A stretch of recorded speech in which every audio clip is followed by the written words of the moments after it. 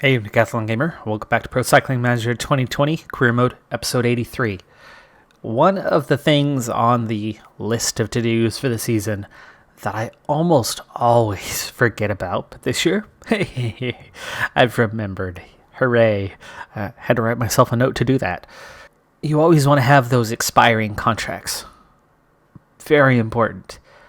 I had to fire 2 members of staff in order to sign our guys, because your staff counts towards your balance, your spending, your monthly index on what you can do with your team. It counts.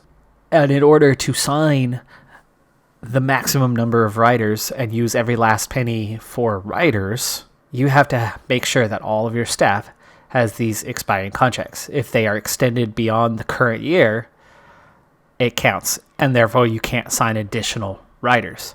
It is limited in PCM20. So the trick is wait until after you're done with your signing and you've signed all of your riders and you've already gone through and confirmed their contracts.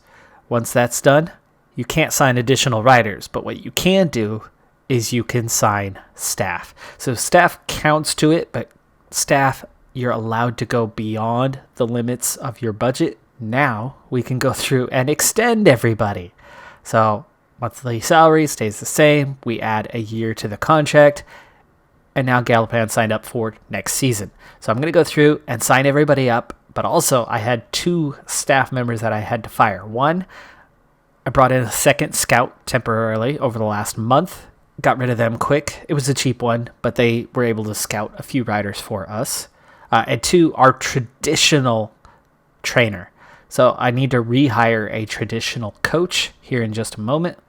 So with the extension of each of these, that'll take care of us for another year. But again, I need to hire some new staff. So let's look at a trainer, and we need a traditional coach. Let's break it down by traditional. Now, previously, I think I had a $4,000 per month one, so just about the cheapest there was. In order, there we go, traditional. So it jumps from $4,000 to $10,000 a month. That is expensive, but we are getting to that point where we can definitely afford a little bit more. So I'd like to get a decent coach in, because better coaches means more guys are leveling up. So I'm starting, now that the budget's getting a little healthier, I'm starting to commit a little more to the trainers. We went from just 2 the previous seasons to suddenly we're up to 4, and I'm already starting to kind of raise the bar on the quality of those 4. And we're going to do so now. It really doesn't matter. That's one thing I wish it did matter. It matters on the reputation. That's where you get your quality. Beyond that, it's just name, nation. It doesn't seem to impact anything else. As we are technically an Australian team, I guess we'll go for the Australian coach. And there you go. So now we're back up to 4 on staff. They're all signed up for next year. You sign anyone this year, it automatically puts them into next year. And there you have it. Let's get back to racing now that we have everyone signed up. We'll keep an eye on that index, currently 23rd. We've got plenty of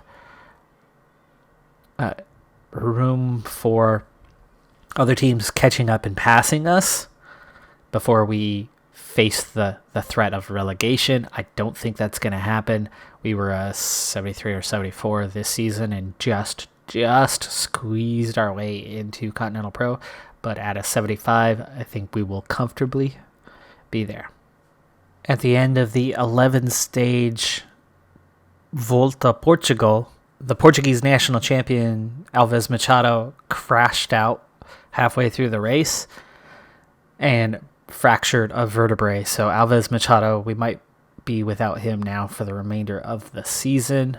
Very unfortunate, especially after spending about $10,000 a month to re-sign him. That will slow his gains down a bit, but it's okay. He will ride on. That's actually the same injury that I had that gave me a medical discharge from the Army. Not on a bike, though. David Killen takes 4th in the final stage, which is a punchy time trial. Carlos de Mello showing his progress, taking 6th on the stage. And in the overall, Denny Ginn claims 5th place. Killen and Berwick both in the top 10, Zach Johnson in 12th. That is a good net team result. Under 25s, we claim 4 of the top 6 positions and take third as a team with Movistar and W52 at the top, ahead of Bahrain, McLaren, Caja Rural, Rally UHC. I mean, that's really good to beat those teams, especially with the Quick Sim feature, where obviously I do a much better job than you tend to get out of the AI. Gaudo extending with Ducanic, Ackerman extends with Bora Hansgrohe, Paulus and Van Aert both extending. Simmons extends with CCC. And then in the surprise move, if you remember the last season, Tintoni went to Bahrain development team as the team leader and helped them achieve World Tour status. Clearly, they've got some more money still to spend because Bahrain development team has now added Pavel Sivakov and Yershov, 2 top riders moving over to that team. You add in Tintoni if Tintoni's still going to be there. I don't know if it was just 1-year contract or not, but that's 3 GC hopefuls. That's a team that's going to be quite competitive in a lot of tours. And maybe if you send all 3 to a Grand Tour together, they could be a podium contender. Sivakov, I would think, would be the leader of that bunch. Next wave of contracts being signed, and it's all extensions. So not too much in transfer news so far, other than the Bahrain development team. And we've only slipped 3 places with a lot of the major signings now being complete, but there's definitely still another week or so of the big names going out. So I think we'll drop relatively quickly over the next week, and then the pace will slow down on our index placing. But at 26th right now, we're pretty comfortable. Next bit of transfer news, and there's still only 2 transfers. Ewan to Groupama FDJ, Soler to Ducanic. The rest are all extensions again, so it seems like this is a year where a lot of riders are staying put. We're finally ready now, 16th of August, so halfway through the month. And again, major transfers are now behind us, and we're still 26th in the index. So doing pretty solid, as looking probably at least comfortable middle of the road Continental Pro in terms of ratings. Until you have a truly large budget, it's really hard to support enough riders, as in, pay enough salaries to have enough riders on your squad to support 3 races at once. So it has always been my tactic to have minimum 12 riders, more realistically trying to get up to 14 to 16 riders on a squad, and then slowly grow from there as you can afford more and more. Reason being, purpose is to support 2 races at all times on the calendar, not 3. Eventually, when you have a large budget and can afford to have something in the mid-20s in number of riders, then you can start getting into not having to worry about having 3 races ongoing at the same time. So when I build a calendar, if I find that I have 3 races, I cancel one. Except in this instance. So in this instance, we have a single tour, that being the Tour of Utah, and with 6 American riders. Well, I sent all 6 of those American riders, even though you're supposed to have 7 at that race. I sent all 6. Why? Because it made them happy to go to the Tour of Utah. And it helped fill out that calendar. And that included a sprinter and some guys that don't get a whole lot of races in. And so it was really good to have that race on the calendar. But then, and the reason why, there were still 2 other races on the calendar. And then, well, we automatically asked for bids to every single World Tour race this season, with the exception of the 3 Grand Tours, knowing that I couldn't support big 3-week races without a GC guy, without sponsor objectives for them, in any manageable way. And so I didn't bother with the Grand Tours, but every other World Tour race I put bids in for. Well, it just so happens that 2 classics on the same day while the Tour of Utah was ongoing, well, I managed to get into both of them. So the first of those was Hamburg, which was a long classic, but ultimately a flat race. And I really don't have the numbers to support 2 sprint races at once. We can barely manage to get ourselves anywhere near sniffing a podium position or a top 5 with the sprinters we have. And we don't have the numbers to support 3 races. Anyway, and then one of those sprinters, Alves Machado, is down for most of, if not all of the rest of the season with that fractured vertebrae. So what am I left with? Well, all 6 Americans, which includes Granigan, our slowest sprinter, but still one of the key support guys. And then the Hamburg race came up first. And it wasn't the one that I was focusing on. This is the one that I was going to focus on. This one being the Ride London Surrey Classic. Brought a couple punchers who could get over the top and have an okay flat rating. And then I was going to bring 3 sprinters here. Down to 17K, by the way. We need to start preparing for that. There's definitely some fatigue in the field. Breakaway's been caught. We're ready to go.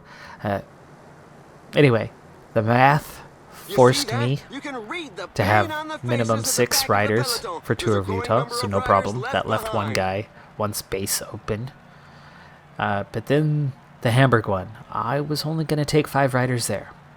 It forced me to take 7. That was the minimum. And it came first. So that left me with just 5 riders for here, so I lost a couple riders that I was going to take. Actually, I was going to take 6 to Hamburg. Yeah, I was going to take 6, but then the absence of Alves Machado cost me another spot. 16K. We can wait just a little bit longer here. 15K. Let's go at 14 gently coming forward. All right, here we go. So I'm kind of hands tied, stuck. I did bring my 2 sprinters that are left. Here, Monotoglu, German, Monotoglu, obviously the guy to ride for. 79 sprint today, pretty good considering a 0 race day condition. He still has that low stamina resistance, so we do want to try to go a little bit late. German has good acceleration, so that is going to do damage to a Monotoglu. So again, we want to wait till kind of late. Now from there though, I don't have much left. Lopez is a +3. And he's got mid-70s stamina resistance, flat at 70. That's not going to be a very good lead out, and we're going to struggle to stay ahead of these guys, but got to do what we've got to do. Moreno, bring us on forward, buddy. Now let's see if we can get one, maybe last result. I think these are our last World Tour races of the season, meaning I'm actually just going to be cruising right to the end of the year after this, because why not? Seeing an attack by Casper Asgreen. Vertgen trying to go. We see others. Classics riders trying to go for it. There's not really an opportunity. This is very much for the sprinters type race. I like that there's been some attacks and some fatigue in the field though, because that helps me a bit. Monotoglu has been kind of pinched off a little bit, but it's still just 8K to go. Right now it's just about staying near the front and not necessarily hurting everyone behind us. Okay, Gin, go ahead and gel up because it's your turn soon. Another attack. This time it could go all the way. Okay, gel. Battistella, actually one of the riders that I was looking at, Battistella, hoping to sign. Actually gets a decent attack in. Now here's Lopez. What's happened to my other guys? German. Monotoglu, hopefully not wasting too much energy trying to find the front. 4K to go. Okay, time to go 99 again. Get the team into open space. We got a big right-hander, or is that a left-hander? I don't know which. You got fans on either side. Really hard to tell. Monotoglu, why are you not following? 2.3 for Gin. This is not going to do damage. I want him sprinting. We're already behind. He gains a little ground. That's good. Lopez also should not damage these guys too much sprinting. So he's going to bring us out. There we go. Now 1.2 with these guys at full strength. And just ahead, Mastrocelli is going to be challenging to beat. I don't know what his sprint is, but we're in a good position here. 800 meters. You can make that. Both of these guys. Okay, merge out. Oh, a 1-2 finish. A 1-2 finish. We managed to win a sprint. Not the top competitors. Bonifacio, pretty dang good. Robert Stannard. Mizzolo. Laporte. Actually, there are some decent sprinters here that we managed to beat today. But they were not out front.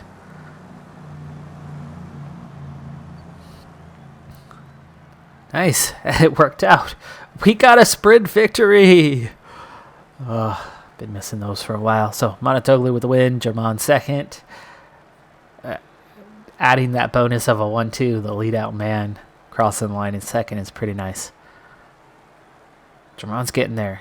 He's getting up there to be a stronger contributor, but also Monotoglu is starting to hit the happy zone.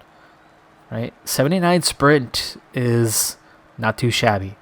It's not the low 80s of the consistent winners, but I can work with 79s.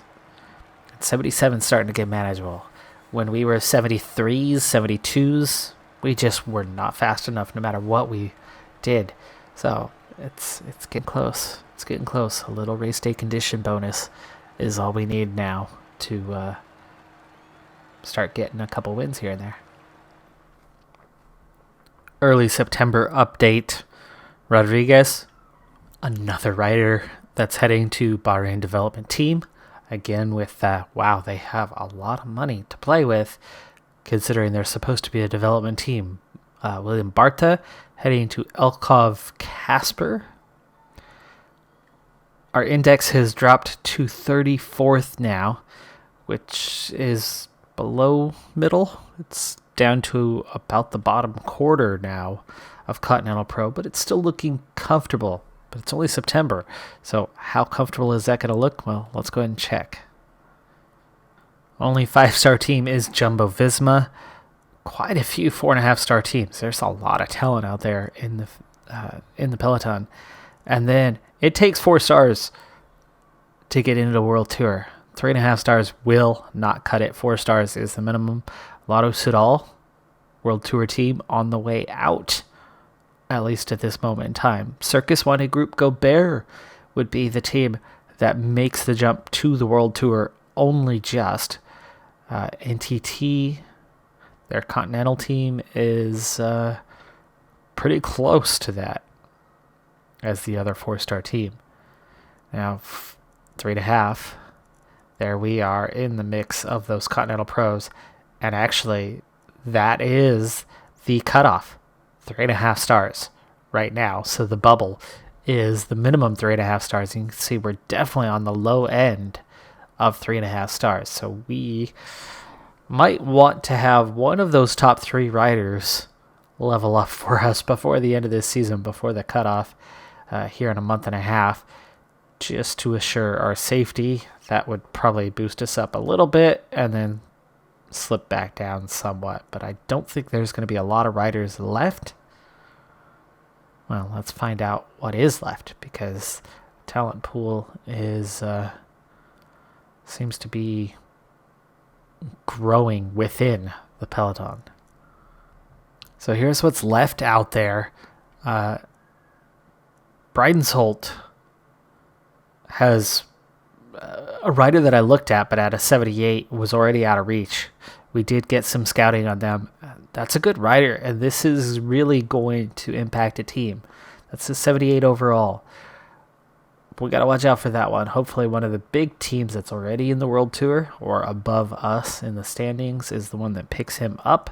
Likewise, Canada and De Glass at 76. Those are dangerous grabs because those can really boost a team. Even these two 75s. Alan Banaszak, a 75. So, dang, I don't think anybody wants to pay that kind of money. But you can see all these guys coming from minimum contracts. They've developed quite well. Jonathan Wren's been out there for a while. And then there's still quite a few 74s before you get down into the 73s. So 74s and above could impact. So there's a lot of options left for teams to go out there and grab some riders that can boost their index at this point and put somebody at or above us. It doesn't have to be the top rider, right? We might have a 75 average across our top three, but a 74 is better than our third rider right now, which is a 73. So we got to consider anybody 74 and above to be a little bit of a threat. That's quite a few still available. Final stage of the Tour of Britain. Denny Ginn takes second place. Garrison, Carlos de Mello, both in the top 10. Vermark 14th. Rainsford was already high up the standings, hangs on to a 5th place. Ginn moves up into 6th. That's a pretty good result by the end of that. Moreno crashed out of this race, though, with a broken shin. Juan Pedro Lopez moving on to Cometa Zastra. We're still 38th in the index. I'm going to do another check as we're now mid-September on what riders are left on the market. And there you go. There's the big update. We're down to just a handful of 73s remaining and then down to 72s. So we can now safely say we will be in Continental Pro next season. We're still only at the edge of the bottom third. So we've certainly progressed from where we were a season ago, but we are retaining our top 2 guys. So either through a new signing or the development of either incoming or current riders to see that third rider and that index improve for next season. I don't know if we're going to be able to go all the way to World Tour. Financially, we're going to be in a much better place. And again, we're keeping those top 2 guys. All we need is 1/3 strong rider. We only have a couple of expiring contracts next season. So we're not going to have a ton of money to play with. But as we continue to grow the team, we could have another 20 or 30,000, meaning we can go after one big rider in the upper 70s. Can't afford the crazy high guys. We can't afford Tintoni to get him back. We can't afford a lot of options out there. But we could afford one good rider who's going to be a 76 or a 77. That we should be able to do. Garrison going to Lentman Bike, and that's just about it for our expiring contracts. Noah Granigan, the only one remaining without a contract for next season. Hopefully he gets one. I mean, I like Granigan, but at 28 and nothing more than a domestique early lead out sprinter, it's not going to be the easiest thing for him to get one, but down in continental level, I could see him picking up a contract with somebody. As we approach the end of the season, there is a single World Tour race left. It's Il Lombardia. It's early October, and we'll definitely do that race. But that's it. That's the last race that we're going to be doing for this season. And then we'll get some postseason standings, see where we're at. And then we're going to hit January and we're going to get started on deck season. So look out for that in the next episode as we wrap up this season and move into the next. I'm Decathlon Gamer. Thanks for tuning in. Be sure to hit that like button, and I'll see you next time. Have a good one. Be safe out there, and bye for now.